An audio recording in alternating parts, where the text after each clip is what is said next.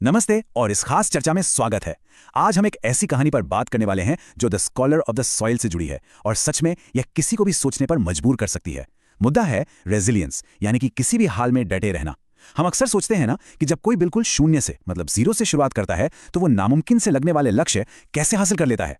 एक तरफ ऐसी गरीबी जिसका अंदाजा लगाना मुश्किल हो और दूसरी तरफ एक ऐसा सपना जो उस वक्त सिर्फ एक मजाक लगता हो। आज की ये चर्चा सीधे तौर पर एक ऐसी ही अदम्य मानवीय भावना के बारे में है। तो चलिए बिना किसी देरी के इस कमाल के सफर के पहले हिस्से को समझते हैं। खैर, सबसे पहले इन दो अलग अलग हालातों के बीच का फर्क देखते हैं। ये सच में चौंका देने वाला है। एक तरफ हमारा स्टार्टिंग पॉइंट है, अर्जुन नाम के एक लड़के की जिंदगी, जो एक ऐसी कच्ची झोपड़ी से शुरू होती है जिसकी छत बारिश में टपकती है। रात के खाने में कई बार सिर्फ नमक और रोटी नसीब होती है, और स्कूल जाने के लिए हर दिन फटे हुए जूतों में लगभग 5 किलोमीटर पैदल चलना। ये कोई फिल्म नहीं, उसकी रोज की सच्चाई थी। और दूसरी तरफ उस लड़के का अल्टीमेट गोल, अपनी माँ के लिए एक इतना बड़ा घर बनाने का सपना ताकि उन्हें फिर कभी जिंदगी में दूसरों के घरों में जूठे बर्तन ना धोने पड़ें। हालात चाहे बाहर से कितने भी खराब क्यों ना हो, एक इंसान का जो मेंटल विजन होता है ना, वो आगे बढ़ने की एक बहुत बड़ी ताकत बन सकता है। अब सवाल उठता है कि ऐसी माइंडसेट आखिर बनती कैसे है। स्कूल के दिनों का एक वाकया है। क्लास में एक टीचर ने बच्चों से वही बहुत आम सा सवाल पूछा जो हम सबसे बचपन में पूछा गया है, बड़े होकर क्या बनना चाहते हो। ऐसे में समाज को आमतौर पर डॉक्टर, इंजीनियर या पुलिस जैसे जवाबों की उम्मीद होती है ना। पर अर्जुन एकदम शांत था, और ये चुप्पी किसी कंफ्यूजन की वजह से नहीं थी, बल्कि उसके अंदर एक बहुत ही गहरा मकसद था। जिस वक्त बाकी दुनिया अपने लिए कोई करियर या पेशा चुन रही थी, उस वक्त अर्जुन एक पर्पस चुन रहा था। और यहां जो बात निकल कर आई वो सच में दिल छूने वाली है। जब टीचर ने उससे दोबारा पूछा तो अर्जुन ने कहा, मैं इतना बड़ा इंसान बनना चाहता हूं कि मेरी माँ को किसी के घर काम ना करना पड़े। देखिए, असली हिम्मत और रेजिलियंस के लिए एक ऐसी नींव की जरूरत होती है जिसे कोई हिला ना सके। इसीलिए हम इसे अपने फ्रेमवर्क का पहला फेस कह सकते हैं, द एंकर। ये एंकर ही वो लंगर है जो कितने भी भयानक तूफानों में इंसान को टिकाए रखता है। अर्जुन के लिए ये कोई करियर चॉइस नहीं थी, ये एक बेटे की अपनी माँ के आत्मसम्मान को वापस दिलाने की कसम थी। और बस यही वो एंकर था जिसने उसे आगे कभी हार नहीं मानने दी। Phase 2, the resistance, facing physical and psychological obstacles, यानी संघर्ष की असली शुरुआत। अब इन रोजमर्रा की परेशानियों को देखिए।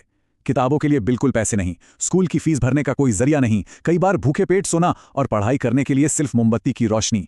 गरीबी कोई ऐसी चीज नहीं है जिसे बस इग्नोर कर दिया जाए, ये हर एक कदम पर एक नया बोझ डालती है।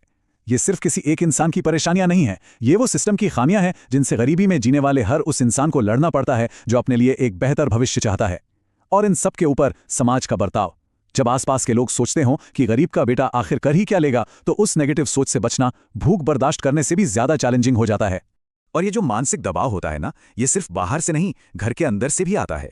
एक रात जब अर्जुन मोमबत्ती की रोशनी में पड़ रहा था, तो उसकी मां ने कुछ ऐसा कहा जो आमतौर पर हर उस इंसान के मन में बैठ जाता है जो बेहद कठिनाई में जी रहा हो। उन्होंने कहा, बेटा इतनी मेहनत मत कर, किस्मत में जो होगा वही मिलेगा।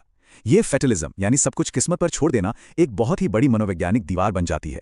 सोचिए, जब कई पीढ़ियों से किसी ने सिर्फ संघर्ष देखा हो तो उम्मीद खो देना बहुत ही स्वाभाविक हो जाता है। लेकिन अर्जुन का जो जवाब था वो इस कहानी का एक बहुत बड़ा टर्निंग पॉइंट है। अर्जुन ने मुस्कुराकर बस इतना कहा, माँ, किस्मत मेहनत से बदलती है। यह सेंटेंस अपने आप में रेजिलियंस का सबसे बड़ा उसूल है। किसी पहले से तयशुदा किस्मत या फेटलिज्म की सोच को पूरी तरह से नकार देना और उसकी जगह अपनी मेहनत पर अटूट विश्वास करना। यह सिर्फ कोई फिल्मी डायलॉग नहीं है दोस्तों, ये उस एनर्जी और जज्बे का सबूत है जो इंसान को हर दीवार तोड़ने की ताकत देता है। तो इस शुरुआती दौर से हम कुछ क्लियर और लाइफ में उतारने लायक बातें सीख सकते हैं। पहला, अपने गोल पर एकदम अनवेवरिंग फोकस। दूसरा, हालात कैसे भी हों, जो मिल जाए उसके सहारे आगे बढ़ना, जैसे अर्जुन का मोमबत्ती में पड़ना। और तीसरा, इस बात को बिल्कुल रिजेक्ट कर देना कि किस्मत पहले से लिखी जा चुकी है। ये तीनों चीजें किसी के लिए भी एक गाइड की तरह हैं जो अपनी जिंदगी में भारी मुश्किलों का सामना कर रहा हो। अब देखते हैं कि जिंदगी कितनी तेजी से पलट सकती है। यह एक पूरा इमोशनल रोलर कोस्टर है। शुरुआत होती है एक जीत से। अर्जुन अपनी मेहनत के दम पर बोर्ड एग्जाम में टॉपर बनता है, एक शानदार जीत। लेकिन ठीक उसी रात उसके पिता को दिल का दौरा पड़ता है। अस्पताल दूर था, जेब में पैसे नहीं थे और उनकी मौत हो जाती है। यह एक ऐसी ट्रेजेडी थी जिसने अर्जुन को अंदर तक तोड़ दिया। यहां आती है डिस्पेयर, यानी निराशा, जिसके चलते उसने पढ़ाई छोड़कर मजदूरी करने का फैसला कर लिया। पर फिर एक पुरानी डायरी मिलती है जो उसकी जिंदगी में रीबर्थ यानी पुनर्जन्म का काम करती है। देखा आपने कैसे एक पल में आसमान छूने वाली कामयाबी अगले ही पल दर्दनाक हादसे में बदल जाती है। Phase 3, the breaking point and rebirth, यानी वो सबसे अंधेरा वक्त और वहां से नई हिम्मत ढूंढना। जरा उस दर्द को समझने की कोशिश कीजिए जब सिर्फ पैसे ना होने की वजह से कोई अपने माता पिता को अस्पताल ना ले जा सके और उन्हें खो दे। वो तकलीफ शब्दों में बयां ही नहीं की जा सकती। अर्जुन दिन में ईंटें उठाता, मजदूरी करता और रात को अकेले में रोता था। ये सच में वो लोएस्ट पॉइंट था जहां से वापसी लगभग नामुमकिन लगती है। लेकिन कहते हैं ना कि अंधेरे में ही रोशनी की किरण नजर आती है। उसकी मां ने उसे एक ऐसी चीज दी जिसने सब कुछ बदल दिया। उसके पिता की एक पुरानी घिसी हुई डायरी। इस डायरी में एक आखिरी और छिपा हुआ पैगाम था। कभी कभी जब हम बिल्कुल हार मान चुके होते हैं तो बीते हुए कल का कोई छोटा सा हिस्सा, कोई निशानी हमें आगे बढ़ने की एक बहुत बड़ी वजह दे देती है। उस डायरी में जो लिखा था उसने सीधे अर्जुन की आत्मा को झंझोड़ दिया। उसके पिता ने लिखा था, अगर मैं कभी तेरे साथ ना रहूं तो पढ़ाई मत छोड़ना।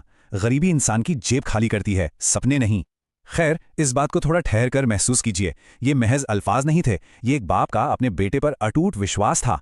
यही वो साइकोलॉजिकल फ्यूल यानी मानसिक ताकत बनी जिसने अर्जुन को जैसे राख से दोबारा जिंदा कर दिया।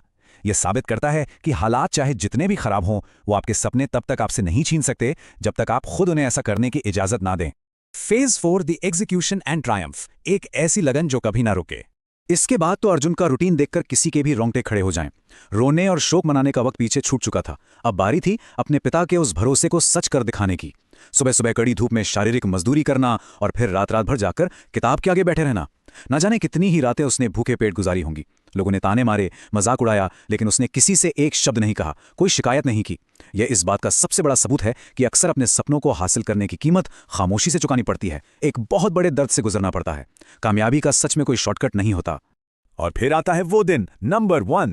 ये उस लड़के की कहानी का नतीजा था जिसके पास ढंग के कपड़े तक नहीं थे। और अब वो एक क्लास 1 यानी एक इज्जतदार गवर्नमेंट ऑफिसर बन चुका था। उसने उस एग्जाम को क्रैक कर लिया था। देखिए, ये सिर्फ एक सरकारी नौकरी नहीं थी, ये तो उन सारी मुश्किलों और उस पूरे सिस्टम के मुंह पर एक बहुत बड़ा तमाचा था जो लगातार उसे नीचे गिराने में लगा था। ये उस जिद्दी, ना रुकने वाली मेहनत की शानदार जीत थी जिसने पूरी की पूरी दुनिया ही बदल कर रख दी। अब याद कीजिए हमारे द एंकर को, जिसके बारे में हमने शुरू में बात की थी। वो मां का आत्मसम्मान। पता है, नौकरी लगने के बाद अर्जुन ने सबसे पहला काम क्या किया? वो अपनी मां को शहर लेकर गया और उन्हें एक नया और बहुत बड़ा घर दिखाया। जब मां ने नम आंखों से उससे पूछा कि क्या ये हमारे लिए है, तो अर्जुन का जवाब था, मां, ये घर नहीं, आपकी उस सारी मेहनत का इनाम है। समझ रहे हैं? यहां आकर पूरी कहानी अपने अंजाम तक पहुंचती है। ये सिर्फ ईंट और पत्थर का मकान नहीं था, ये एक बेटे का वो वादा था जिसे उसने हर हाल में निभाया। और सच कहूं तो यही इमोशनल सुकून ही असली कामयाबी है। और इस भीड़ भाड़, इस बड़ी कामयाबी के बाद एक बहुत ही सुकून भरा पल। उस रात अर्जुन अपने नए कमरे में बिल्कुल अकेले बैठा था। उसने अपने पिता की वो पुरानी चिट्ठी निकाली, ऊपर आसमान की तरफ देखा और धीरे से कहा, पिताजी, मैं जीत गया। ये उस अदृश्य ताकत का एहसास था जो हमेशा उसके साथ थी। दुनिया के लिए वो शायद एक बड़ा अफसर बन गया था, लेकिन अंदर से वो बस एक बेटा था जिसने अपना वादा पूरा किया। ये बताता है कि हमारी सबसे बड़ी और असली जीत हमारे अपनों से जुड़े उन्हीं जज्बातों में छिपी होती है। तो इस पूरे विश्लेषण के आखिर में हमारे सामने एक बहुत ही गहरा सवाल खड़ा होता है। जब हालात इंसान की जेब पूरी तरह खाली कर देते हैं, तो ऐसी कौन सी चीज होती है जो सपनों को जिंदा रखती है? ये सवाल सिर्फ इस कहानी के बारे में नहीं है, ये हमारे और आपके आसपास ऐसे ही संघर्ष कर रहे हर इंसान के लिए है। वो अंदर की आग क्या है? क्या हम सबके अंदर एक ऐसा ही एंकर छिपा होता है जिसे ढूंढना बाकी है? इस बारे में थोड़ा सोचिएगा जरूर। हमारे साथ इस विश्लेषण में बने रहने के लिए